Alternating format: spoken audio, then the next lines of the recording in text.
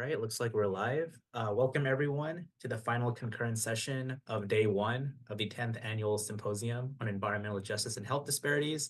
This symposium has been wonderful thus far, hosted by Dr. Shakobi Wilson, who's the director of the Center for Community Engagement, Environmental Justice and Health at the University of Maryland.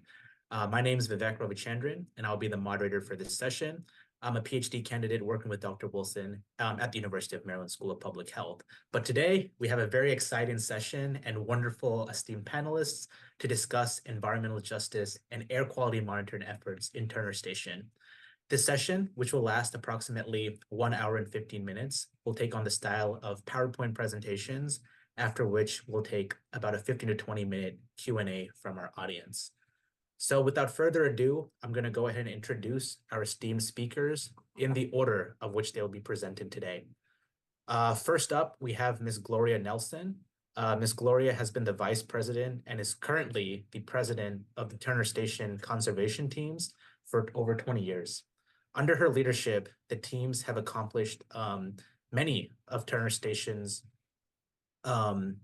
conservation plan objectives in regards to beautification, safety, housing, infrastructure, and much more.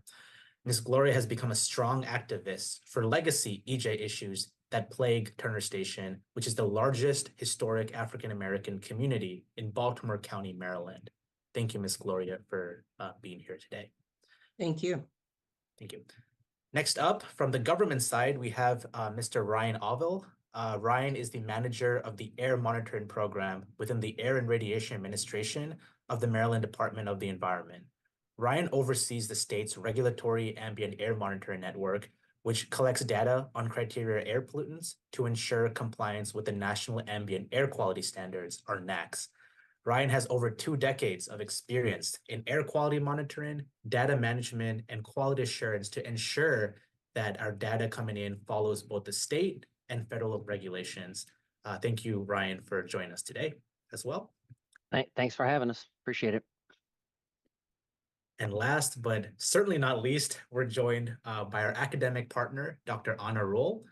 Dr. Rule is an assistant professor in the Department of Environmental Health and Engineering at Johns Hopkins Bloomberg School of Public Health. She's the director of the Exposure Assessment Laboratory and director of the Pilot Projects Research Program of the Hopkins Education and Research Center for Occupational Safety and Health.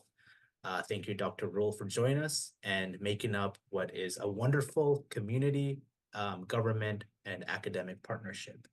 So great to have you here today. And without further ado, let's dive right into the presentation series, where each speaker will have approximately 18 minutes to speak. So I'm just going to go ahead and share my screen so that we can advance through the presentation.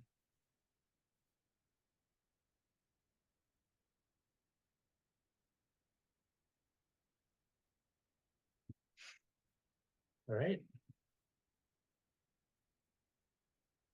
The floor is all yours, Ms. Gloria. Hey, thank you once again for having us.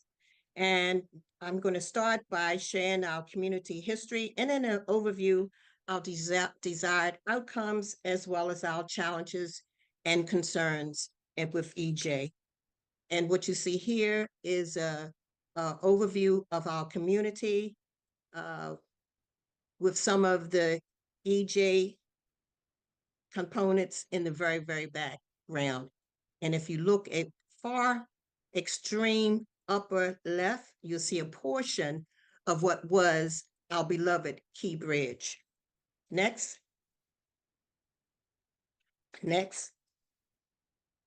So while we are doing that, again, I will share the environmental justice priorities, our desired outcomes, as well as our challenges and concerns.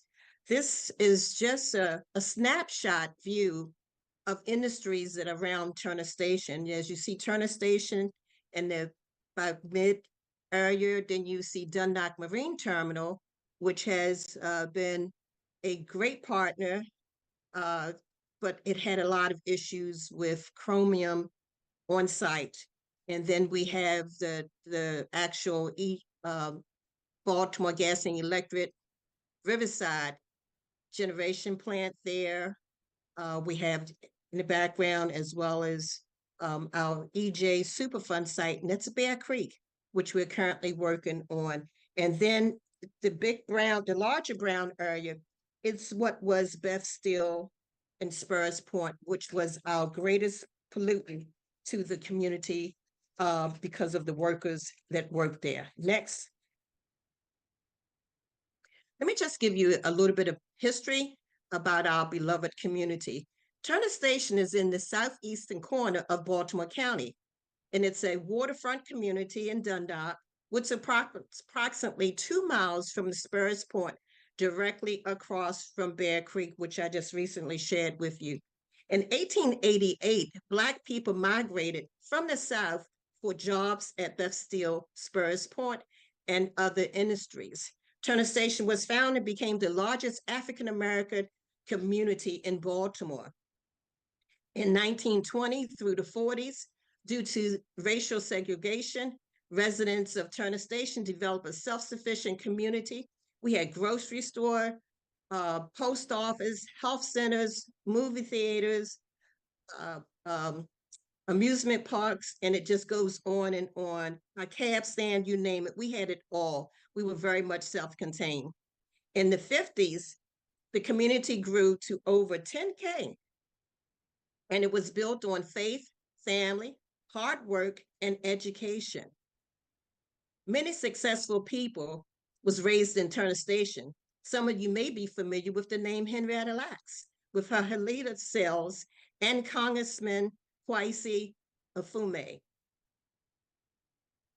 In 2001, Turner Station Conservation Teams was developed and became the community-based association, and it was found with the Community Conservation Plan, and it was created for vitalization. Ongoing, Turner Station Conservation Team has created relationships with many partners to improve and develop new homes, address EJ issues, improve the infrastructure, beautify our community, address public safety, and preserve our rich history. And on the left-hand side, you see a picture of Congressman Kwesi Afume, and also at the upper right is Henrietta Lacks. Next, please.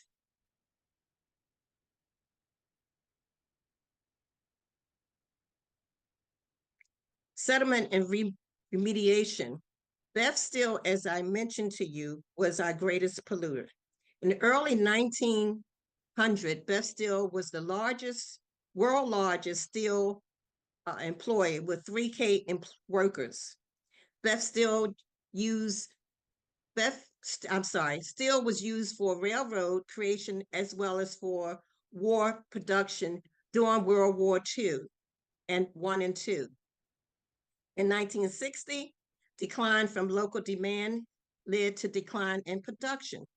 In 1997, EPA signed a consent decree with Beth Steel Corporation to address the environmental contaminants on site, and there was so many. 2012, Beth Steel filed for bankruptcy and it closed. And 2014, Trade Point Atlantic inherited the consent decree. They're working on cleaning up, remediation, and they do have a community advisory board, and they have really began to be great partners. But all of the time, Beth Steel was there. We earned a lot of money. However, we was not aware of the contaminants that led to a lot of our health issues within the community. Next, please. Another hazard, something that we have, if you look at this picture in the far background, that is Gray's landfill. It was also owned by Beth Steel, and it was a disposal site for wastewater, blast furnace waste, asbestos, and burned waste. It began to leach. It had its problems. We discovered that, and the lining was lined, and it had to be fixed. The site is now owned by Trade Point Atlantic. Next. Continue with our hazardous chemical control. Honeywell and goes to the port of Baltimore. In 1970, it was filled with materials at the Dundalk Marine Terminal that contained hexavexane chromium. In 2006, EPA consent decree was filed in the federal court. In 2012, Dundalk community groups worked with Honeywell to create a remediation plan, and then EPA released a plan to address the chromium levels at the marine terminal associated with groundwater contaminants from storm drains. In 2020, relining and repair of the stormwater drains to prevent migration of chromium into the Patapsco River and groundwater. And all of the communities around in Dundalk work together to with Honeywell in the Port of Baltimore to remediate this issue. Next, please. And we said it seemed like if a Black vulnerable community, everything wanted to come around us, but we said not in our backyard. Liquefied natural gas. In 2006, a Virginia-based AES company wanted to build an 88-mile pipeline from Pennsylvania to pump gas out of the state. Proposed terminal was to be located at the former Beth Steel site, just 2 miles of Turner Station. In 2009, our congressman at that time, Rupersberger, and the Turner Station community request Federal Emergency Regulation Commission, and the Coast Guard was denied the facility to be developed. In 2013, AES was abandoned the LNG plant that they wished to develop. We fought hard, we stayed the course, and we ran them out of town. Next. One of our greatest pollutants with air is a diesel engine. Port of Baltimore, Dundalk Marine Terminal, but they have been working with us. In 2017, Diesel Roundtable was considered at how to reduce the diesel emission from the Port of Baltimore in its activities. The Port of Baltimore is actively transgressing to electric vehicles and trucks, and they are really doing a good job. Each year they are adding more electric trucks to the fleet. They are rerouting, and another thing that they worked to do was to reroute the trucks traffic away from the communities. They also have the usage of cameras to monitor the trucks and to ensure that the trucks do not travel on unauthorized areas. We still have a problem with the trucks, and we'll talk about that a little bit more. And it's not necessarily just from the Dundalk Marine Terminal, but it's because of increase of industries. Next, please. Bear Creek, the water that surrounds our community. It has now been cited as Superfund site. The site was added to EPA Natural Priorities list in 2022. The legacy contaminants from more than 100 years of discharging hazardous steel-making substance into the tributary of Bethlehem Steel, Spurs Point, Steel Mill, and Shipyard. Superfund engineers studied, and the results, we are working on it now, and they are working on the results. And by the way, it has been funded to remediate and to clean up Bear Creek. So we're still working with EPA with that. It is in progress. And the fact that it has been named a Superfund site will allow EPA, the funding has been allowed to clean up. So it's still in progress. Thank you. Next one, please.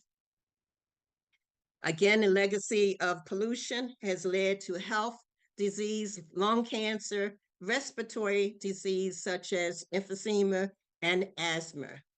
And a lot of people in the community, children, adults at all, have had these health disparities. Next. Another one of our EJ issue is flooding. A lot, like so many low area communities, we have suffered with a lot of flooding within the community. And this is just a few pictures of some of the flooding that exists in our community. Next, please. So the U.S. Army Corps of Engineers did a study, and the study results was for great infrastructures to increase the main tank truck line size and installing a pump station and to pump water out of the low-lying stormwater system. They also said, additionally, from the stormwater lines to divert the existing stormwater infrastructure away from the main tank truck line.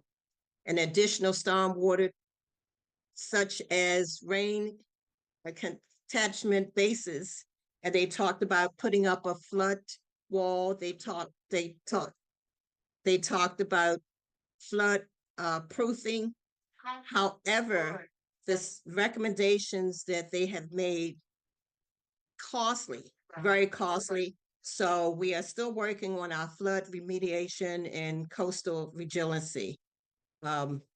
We have not, as far as the recommendations, they have been extremely expensive. And hopefully we will be doing some green infrastructure with the stormwater projects, as well as planting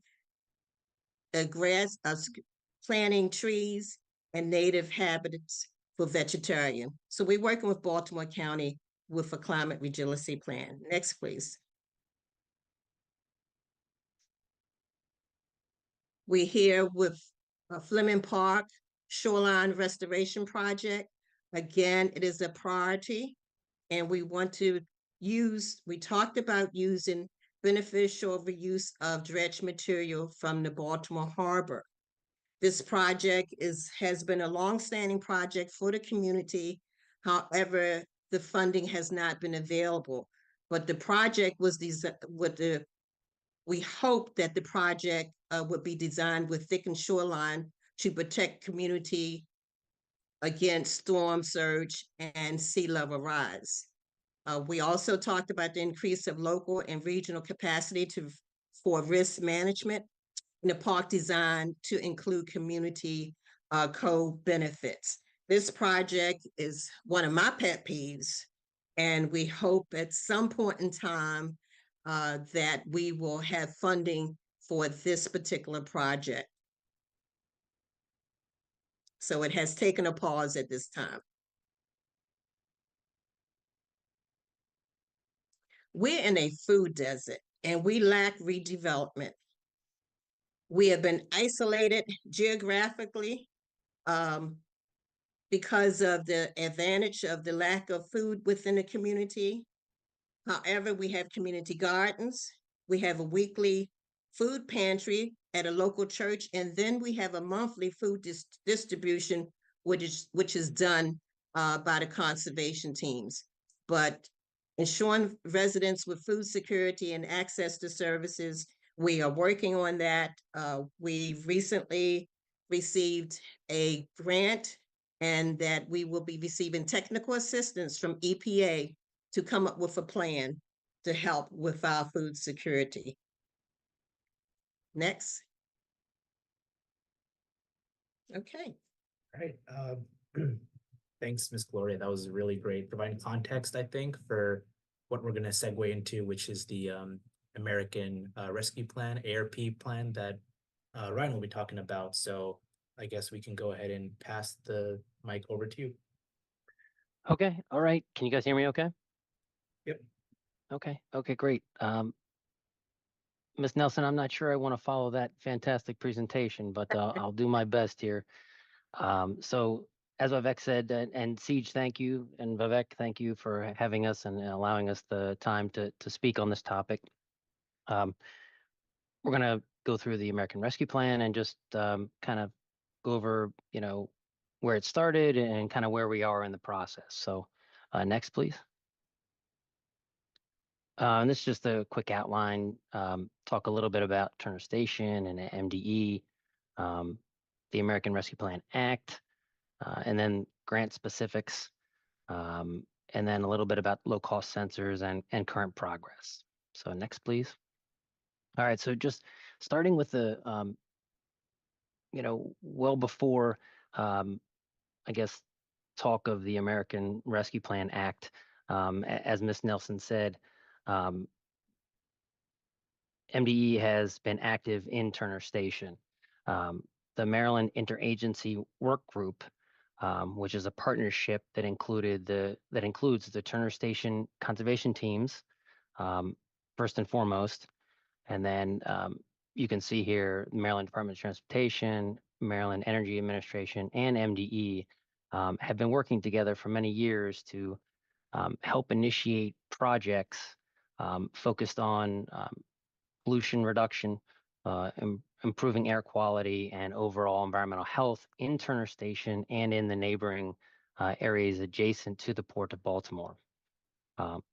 So while working to identify funding sources, this work group has secured over $20 million for emission reduction projects, mostly through the help of the Diesel Emission Reduction Act and the VW mitigation grant funds. These funds went to purchase, as Ms. Nelson said, cleaner trucks and other cargo handling equipment that serve the port. And since 2008, the diesel reduction program has reduced emissions of many criteria pollutants, including nitrogen oxide, carbon monoxide, particulate matter, and hydrocarbons by over 5,000 tons. Next, please. You can hit it again. Oh, thanks. Getting into the American Rescue Plan Act itself, in the spring of 2021, Congress allocated $100 million to address health outcome disparities from pollution and the COVID-19 pandemic. Of that $100 million, $20 million was set aside for advancing or enhancing air quality monitoring in underserved communities. And so in the hopes of continuing the work with underserved and overburdened communities, in March of 2022, MDE applied for this grant. We had significant partnerships included in this application, including the Turner Station conservation teams, and two other community groups, one in Curtis Bay, one in Cheverly, as well as the University of Maryland, both SIEGE and the Department of Atmospheric and Oceanic Sciences, as well as Johns Hopkins University School of Public Health, and put an application in with a project title of Community Partnership Program to Monitor and Mitigate Cumulative Air Pollution. So the application was submitted in November of 2022, and we were given the grant, and then the award came in June of 2023. The main objective of this ARP grant is to identify and implement air pollution exposure and risk reduction measures based on community recommendations and data from multi-pollutant air sensor super sites in 3 underserved and overburdened communities. What we hope the potential outcomes are increased knowledge and awareness in terms of air quality in overburdened communities, determining mitigation measures depending on those values that are captured, also plans and policies with the goal of leading to long-term reduction in air pollution and improved health outcomes for these 3 communities. So far in the past year, we've had biweekly steering committee calls to determine community needs, just keeping the communication open between all project partners, developing a quality assurance project plan, the actual purchasing of the sensors that we're going to use for the project, as well as community engagement, partnership, and a training piece that is currently underway and led by SIEGE and the community groups. Next slide, please. So I wanted to just kind of go over some of the sensor packages here that we're going to be using for the grant. And so in MDE with the air monitoring program, our role is more our role and experience in air quality monitoring is more on the regulatory side. And so we use federal reference methods and federal equivalent methods. It's instrumentation that is rigorously tested by the EPA and approved by the EPA, and it's what we use to. Um, it's very expensive, obviously. Some of the analyzers could be anywhere from 10,000 up to 25 to 50,000. Um, these sites are difficult to these instruments, I should say, are difficult to cite. There are very lots of specific citing criteria with each type of pollutant that you want to measure. And often you can't just have an analyzer on its own. You need a shelter to put it in, a climate controlled shelter. You need calibration systems, compressed gases, data loggers. So a lot goes into just measuring, say, one particular pollutant like ozone or particulate matter. But the regulations are tight, with this type of monitoring because the data that we collect goes, and Vivek mentioned this, it goes towards determining if the state is in attainment with the NAAQS or National Ambient Air Quality Standards. We also use that data for daily air quality forecasting to the public. We also look at trends analysis over years and even decades to see what the impact of pollution control policies and technologies are.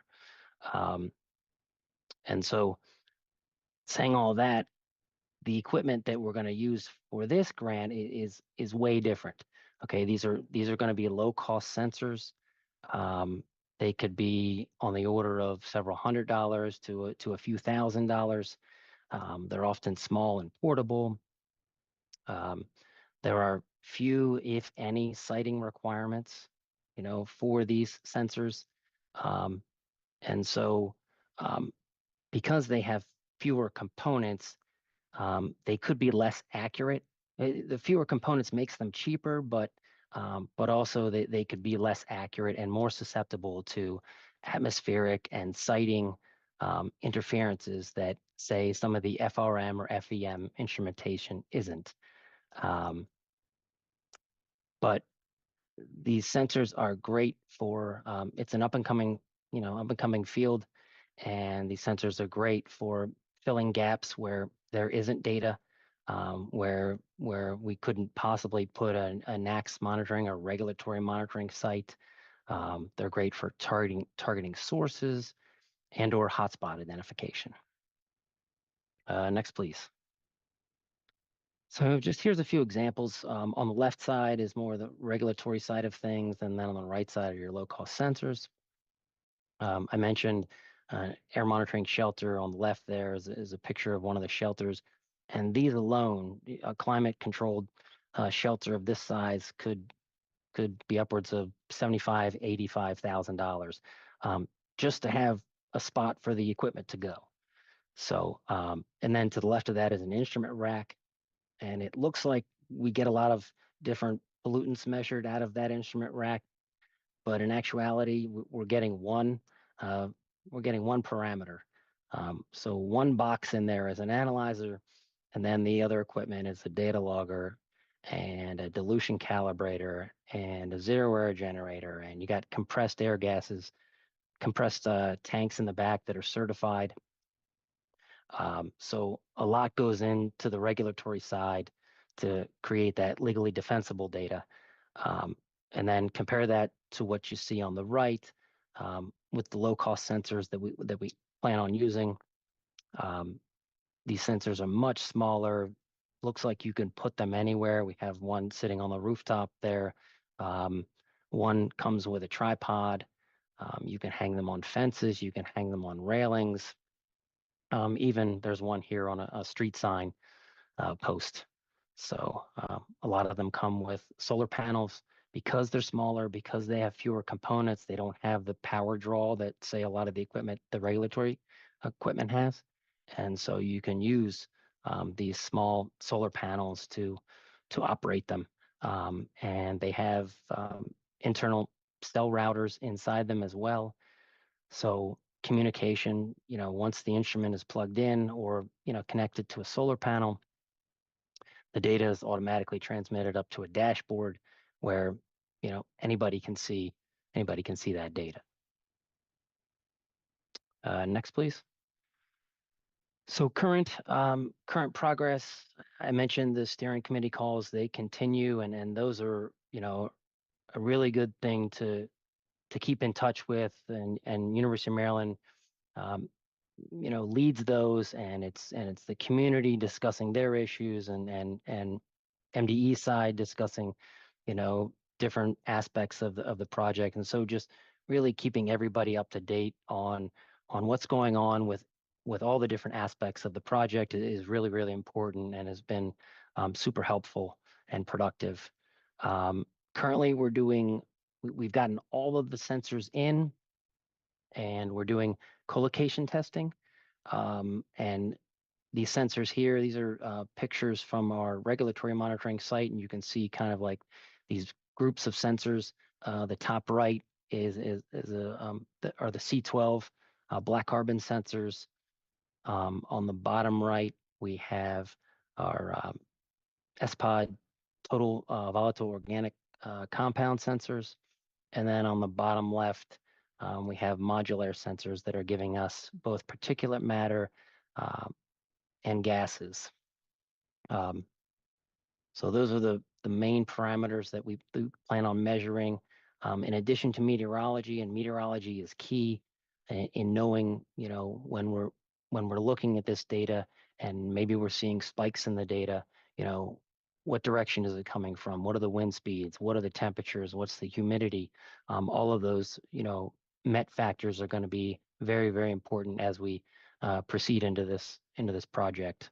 So we're doing co-location testing now, and just put all the sensors together, and we're going to we're evaluating them, and again, University of Maryland is leading that effort in evaluating the sensors, making sure that all of the sensors are, one, reporting, and then giving representative values, giving data that we think they should be, giving data that's similar to what the other sensors in the packages are producing as well.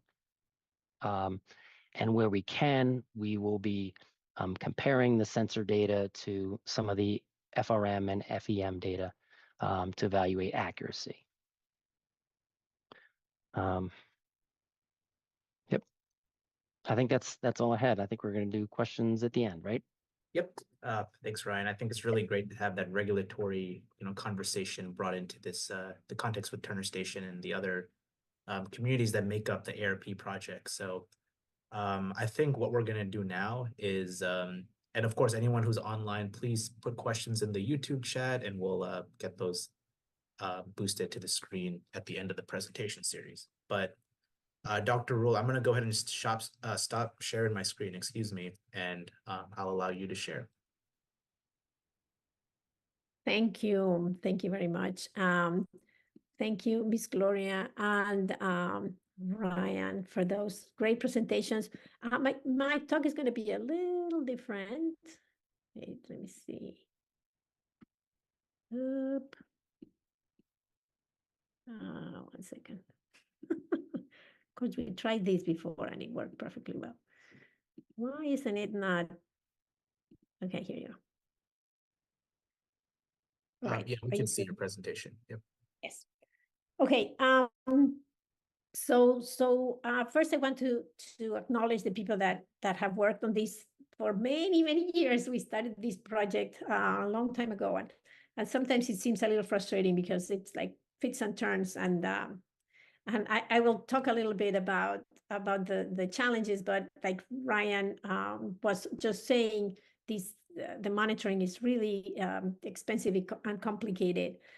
But we've had on the Hopkins side, we had a fantastic community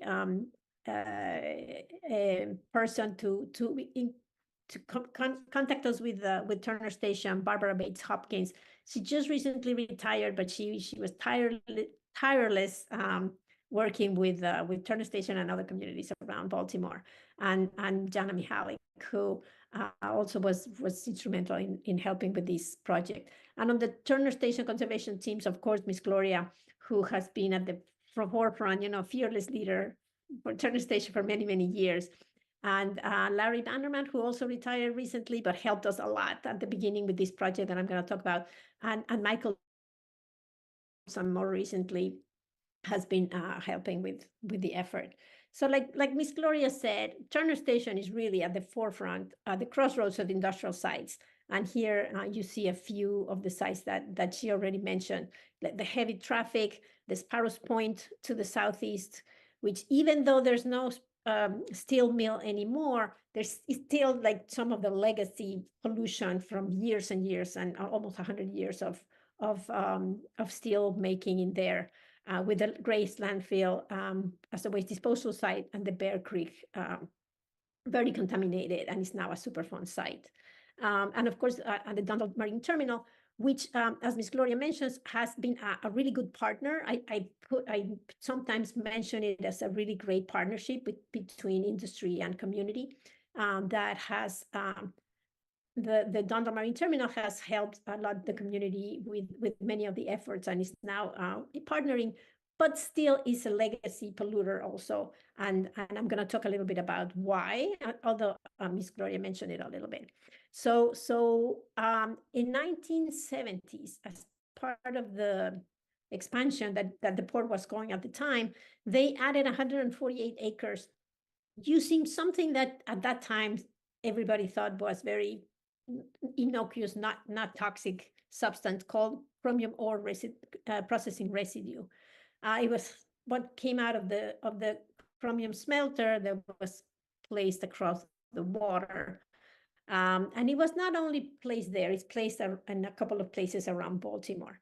And so the community, understandably, has been concerned about hexavalent chromium for many years, because it's not only came out of the stainless steel plant. So like Ms. Gloria mentioned, there's high cancer rates, liver disease, and respiratory disease in the community. And so chromium exists in two main forms. I'm going to do a quick recap. The trivalent or +3 form, which is not really toxic. It's not absorbed by living organisms. It has very low solubility, and it's usually green.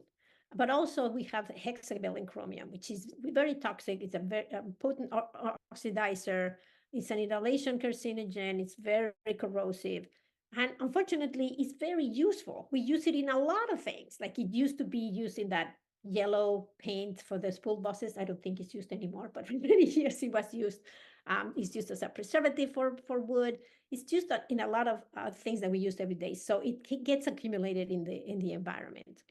And unfortunately, there's this interchange between the chromium-6 and the chromium-3. So even if you put it as chromium-3 in the environment, the same environment oxidizes it into chromium-6.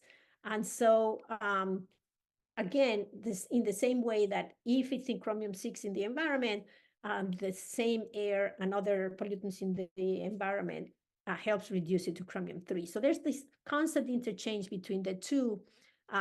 So regular sampling methods tend to underestimate, and it's really, really tricky, very complicated method to establish what the concentration is in the air.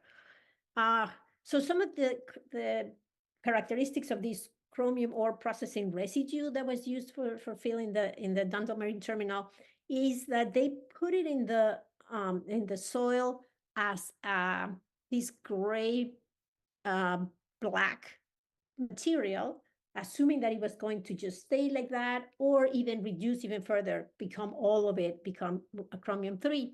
But over time, it has been shown that unfortunately, it turns into this gray black product that I have a couple of slides here from a study that I did not participate in, but that's part of the the consent decree, it was a big study to understand a little better what this chromium source was. And it turns out that it had been over time getting more hexavalent chromium into the air. So it transforms into hexavalent chromium in the soil where it is buried.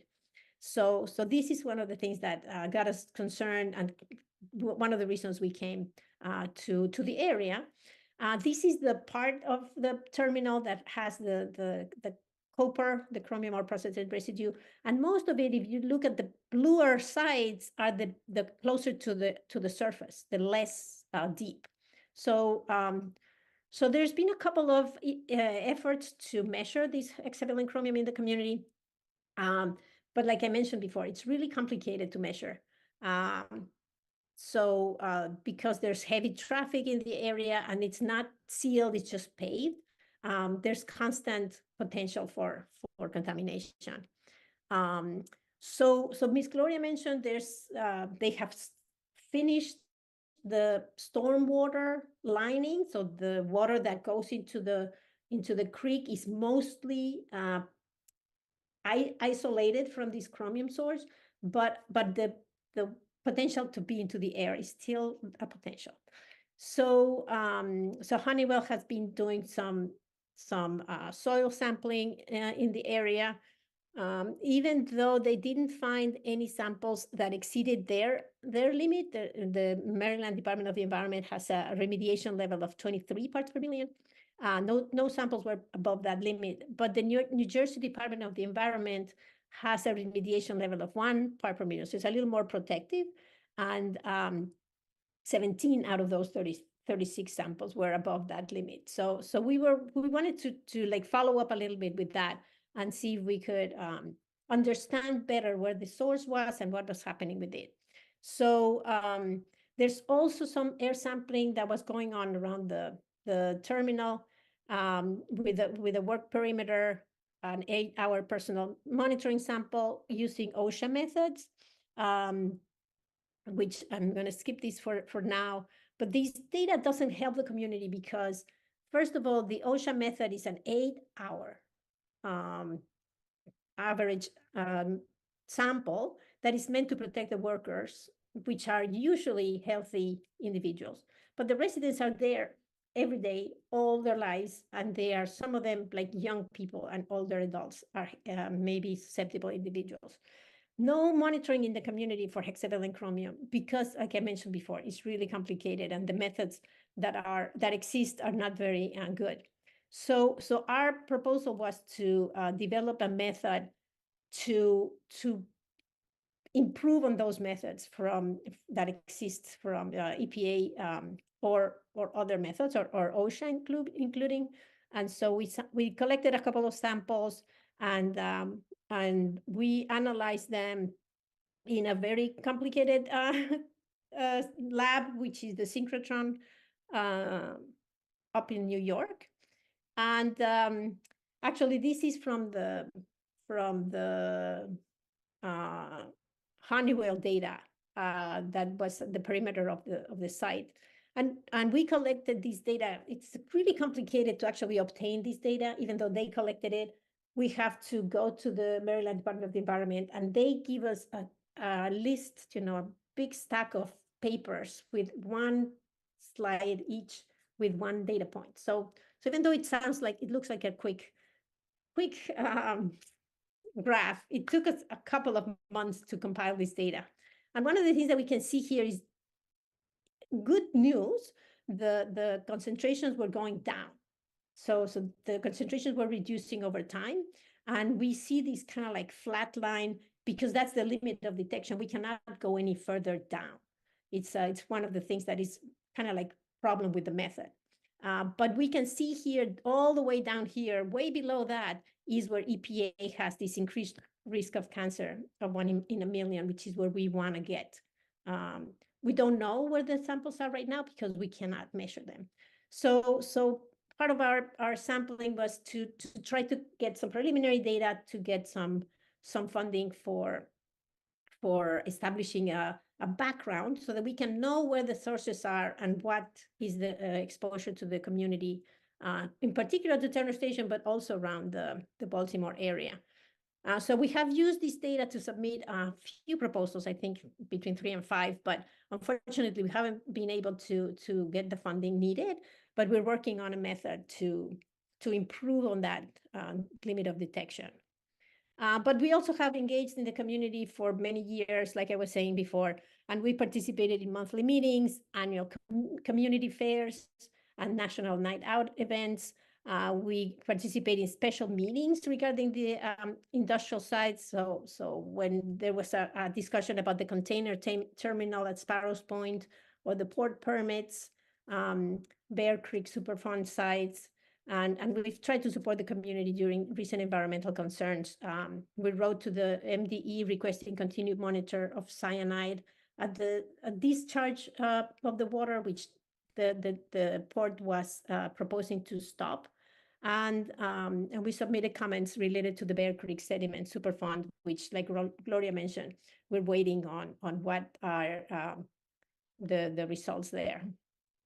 And the newest effort that we're doing, the community has been concerned for many years about the noise, even though when we finally got a hold of some noise monitors, it was unfortunately the collapse of the bridge. So it's been really quiet in the community since we've had those noise monitors, but we hope that with continuing monitoring the noise levels, we can start seeing the impact of traffic as traffic increases, as it picks up, and the impacts of rebuilding the bridge. And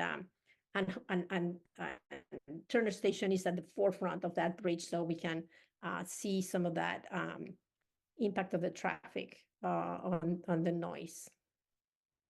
So in conclusion, Baltimore is potentially one of the cities with highest concentration of chromium, and unfortunately, we're not able to measure it.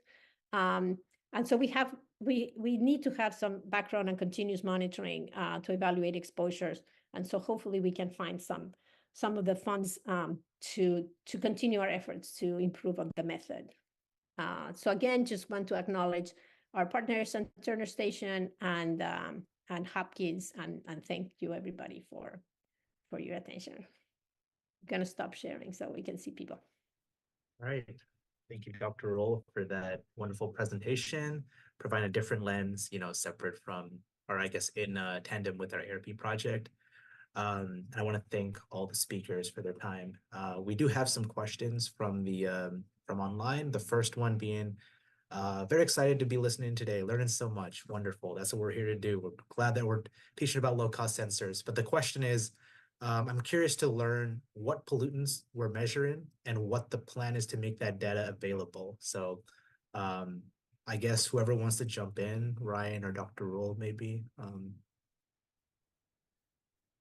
Yeah, it's up to you, Dr. Rule. I can say, I can list off a few parameters that we're going to measure for.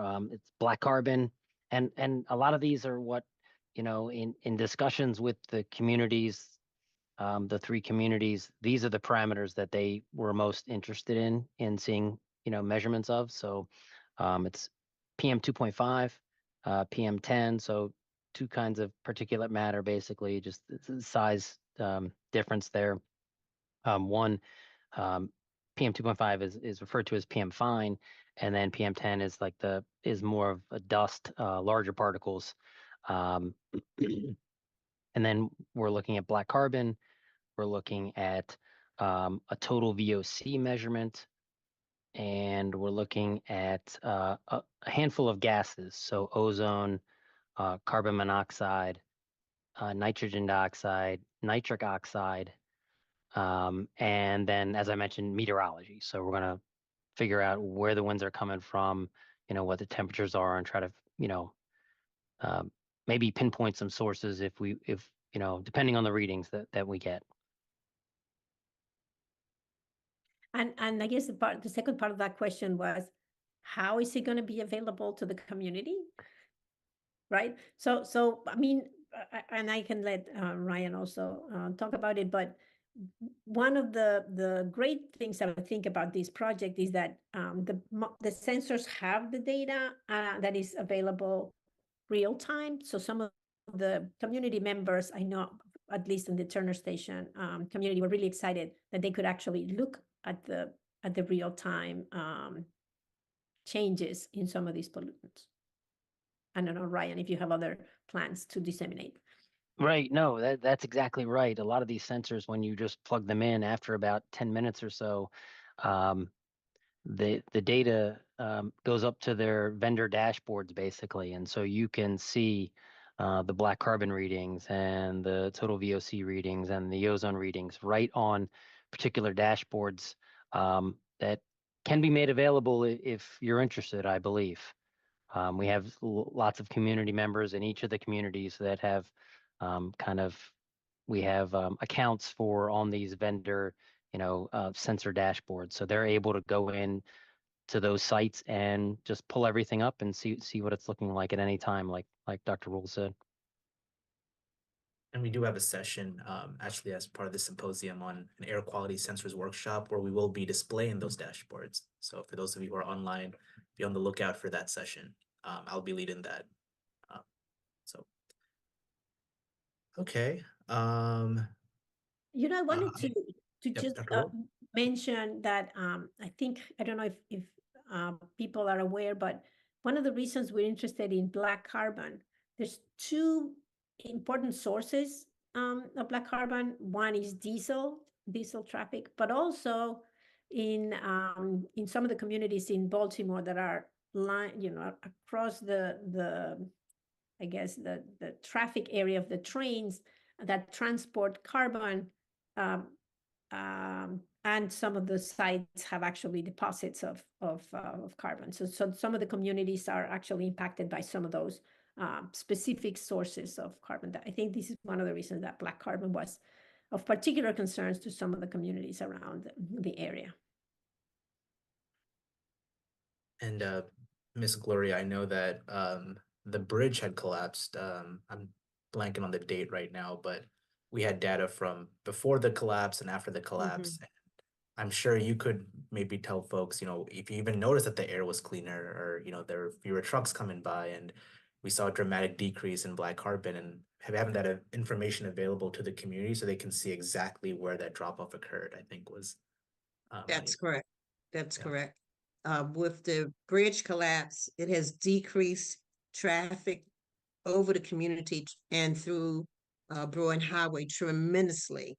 It's really ironic. The folks that live in the immediate area, they woke up the next day after the collapse and says, "Oh my goodness, I didn't have to turn my TV up loud."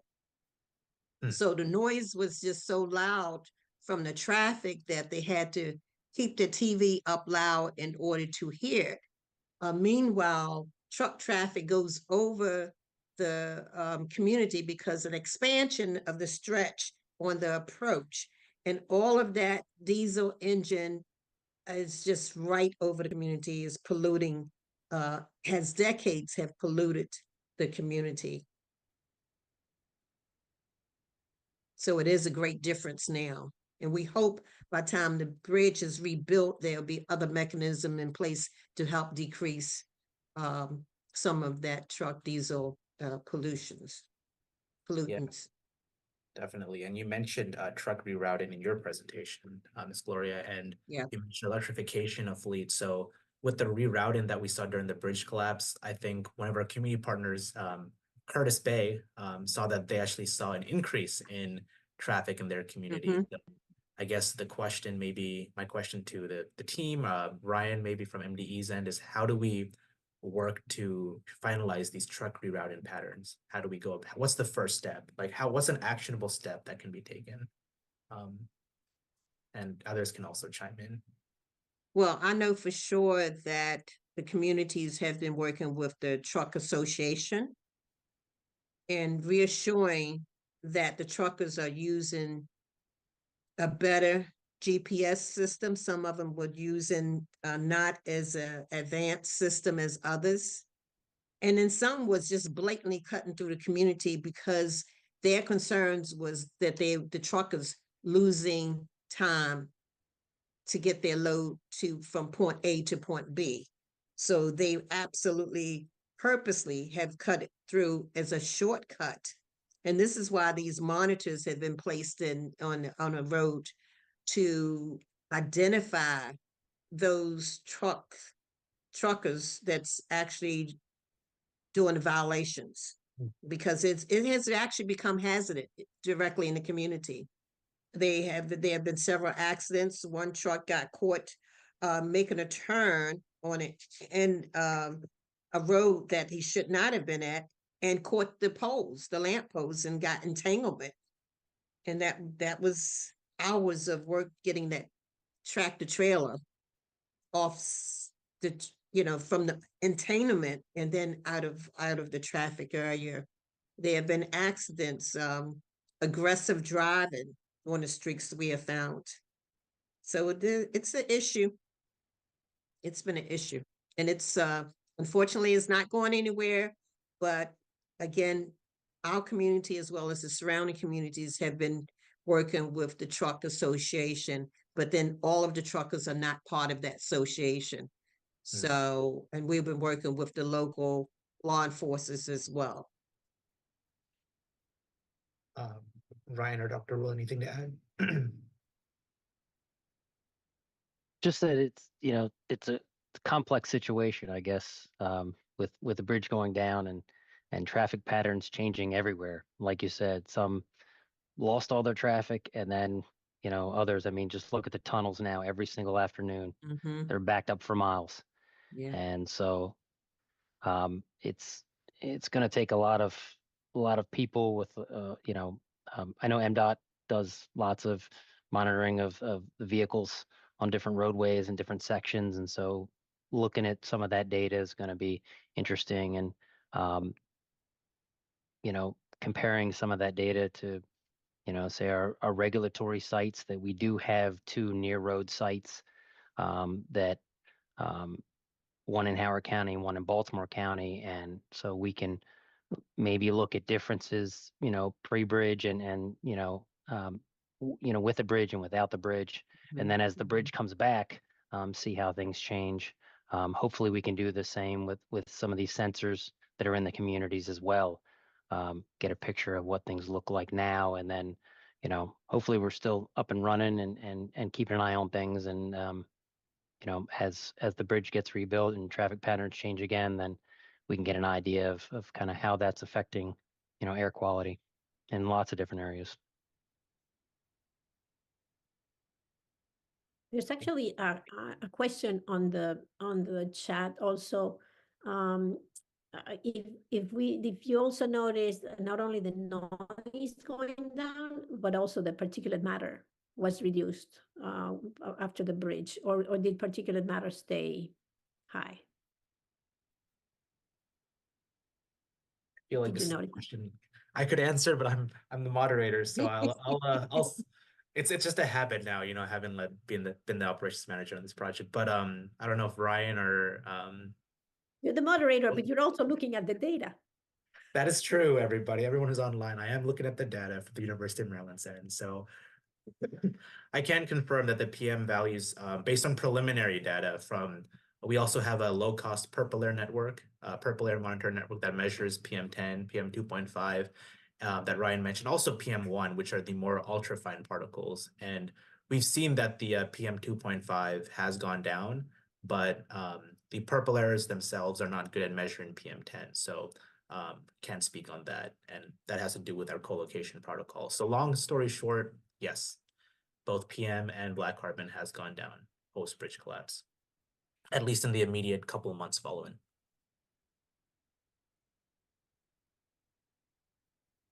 So let me see. Anything else from the online chat? If not, I did have a question for you, Miss Gloria, as our community partner. What are some next immediate steps you would like to see played out? And you did kind of answer this in your presentation, but I guess just so we can kind of lay the framework for tangible actions moving forward. For our next tangible steps, we would like to see, as the bridge is rebuilt, that the reduction of noise and air pollution by means of sound barrier. Hope that they will listen to the community as the design with the stretch that's going over, maybe that puts up some type of sound barrier. And also more legislation that will enforce clean air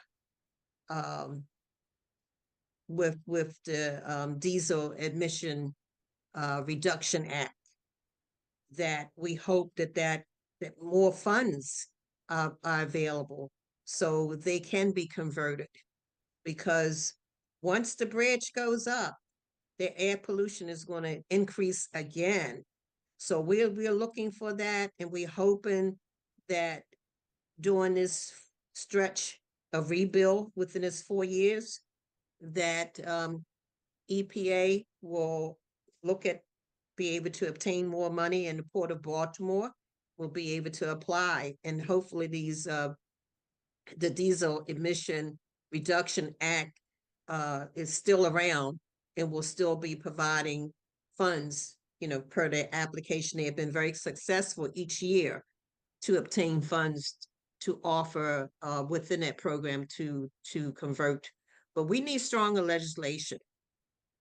We definitely need stronger legislation. So we hope to be in Annapolis advocating for clean air reduction, for diesel emissions, and more funding. That's just one avenue as far as with the air pollution area. Right. And I think another issue that affects Turner Station, not so much in the bridge section, but more on the Dundalk Marine Terminal section, is the idling. And I was really happy yesterday at another webinar organized by Tad Aburn, that there is a new to me at least, anti-idling legislation. So that is going to be huge, because idling buses, both at in front of industries or at schools, they are a huge source of mostly unnecessary air pollution that can be relatively easily reduced. So it's just a matter of getting the word out so that people are aware that buses should not be idling, and hopefully enough enforcement to reduce the idling. And I think that's going to also help. So I think it's good that our Maryland Department of the Environment legislative friends are actually being proactive in enacting some of the legislation, and hopefully more can be done too. I agree. And that's correct. So it's not only the diesel engine, there's school buses. I cannot recall the city that has converted all of their school buses into electric. And Michigan. I know that's was okay, and then a big cost, but a great investment to the environment and to the health and of everyone. So we hope that would also be helpful. So we're hopeful. That's And there's comment. some money recently, so let's hopefully some of these money from the recent legislative efforts at the federal level trickle down to these initiatives. Our online attendees are also with you on that. Let's hope that more diesel trucks have been replaced by cleaner and possibly EVs. Yes, let's build those EV corridors to benefit the Turner Station community. Thank you. Thank you.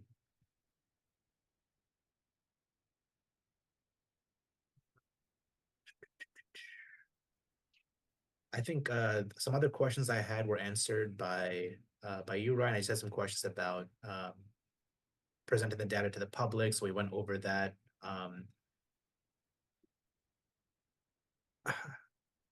I guess, Dr. Roll, you mentioned some of the equipment and the measurements in your laboratory. My question to you would be, how can that be leveraged in tandem with the hyperlocal network in Turner Station? And I mean, we all kind of touched on these questions, so I just wanted to maybe emphasize that so we can stow those away in our notes. And at the conclusion of this session, I will share the screen with your contact information, because a lot of what we discussed is localized, and we used a lot of some jargon here and there, some acronyms. So I want folks to be able to have your contact information and follow up after the fact as well. So I'm going to put that on the screen while you answer that question, Dr. Roll. So how Right. can we use your data with our air quality data? Yep. So unfortunately, it's one of those projects that are sort of like a little longer term. We need time and some analysis, and of course we need money. But in my lab we have a metals an instrument that can analyze metals. Most of the metals that we analyze are total metals, so to speciate the metals into hexavalent or trivalent, it's a little more complicated. So that's why what we need is a method that can preserve the chromium in the form that is sampled so that it can be analyzed as soon as possible. And there's newer instrumentation. One of our colleagues, Dr. DeCarlo, has an instrument that can start detecting it from the air. So as it is sampling, so direct reading instrument. Again, it's not cheap. It's one of those high-end monitors that need to be calibrated and relatively expensive. But as technology advances, hopefully we can get a combination of efforts so that we can start answering some of these questions. Because part of the problem is we don't even know, because we're not measuring. We don't even know if it's a problem. It's potentially a problem of hexavalent chromium, but it's not clear if it is, because we haven't been able to measure it, because it's so complicated to measure.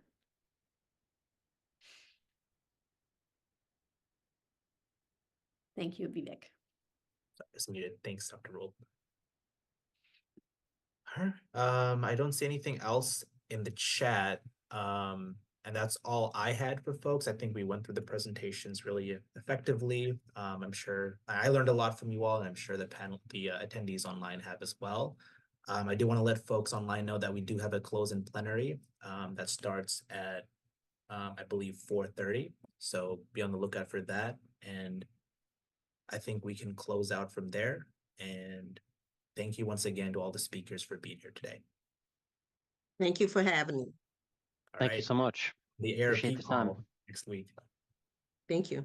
Yep.